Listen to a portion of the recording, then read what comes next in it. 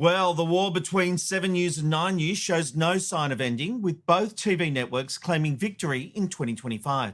Today, Channel 7 issued a press release declaring itself Australia's #1 news. And that's true, but it's not the full story. According to 7 News averaged 1.3 million viewers nationally across total TV, growing 3% year on year, which is pretty amazing for television, and surging 70% on 7plus. But the 6 p.m. news service is not a national news service. It's local. There are different hosts in each state. So that means any claims of national wins are irrelevant. The key here is the state-by-state battles.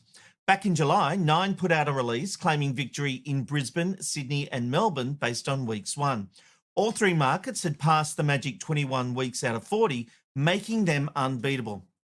Now, look, there are some that don't accept that metric of weeks 1 and say it should be averages, but historically it has been used to determine the winner. And I still stand by it, but to be honest, Nine would have still won on averages anyway. Nine has also claimed a metro win. But again, like the national figure, that's useless because all those metro areas have different hosts. They're not one bulletin. And this is the point. When it comes to the 6 p.m. news, we need to judge state by state. So that means 9 has won Sydney, Brisbane, Melbourne, 7 Adelaide and Perth. Now, it's thanks to those big margins in Perth that 7 has won nationally. So, yep, they can claim it. I don't put any value in it, but it's a selling point. But I will tell you something. I think 9 will win 2026. There is a change happening. 7 is losing the audience. And just the trend I'm seeing, I reckon 9 is in with a very good chance of winning 2026. Mark this in your calendar. Keep this file. In 2026, we'll come back and we'll be able to say, McKnight was right. And if I'm wrong, we'll never talk about it again. All right. And speaking of 9, well, tonight their news service features in our Backend Quickie.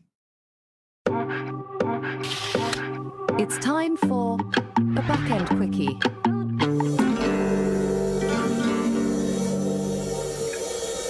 I've got a good one for you today. Have a look at what happened in the 4 p.m. news on 9 in Perth just yesterday.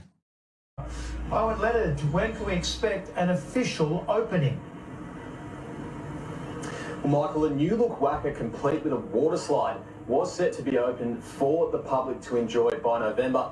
We can reveal that's now been blown out until after the school holidays.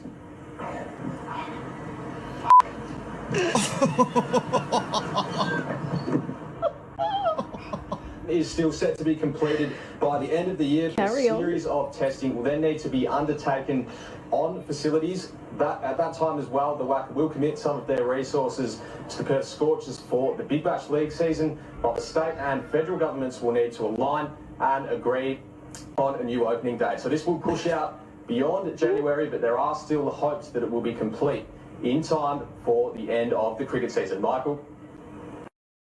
Wowzers. McKnight Tonight. McKnight Tonight. McKnight Tonight. I'm good to have a drink.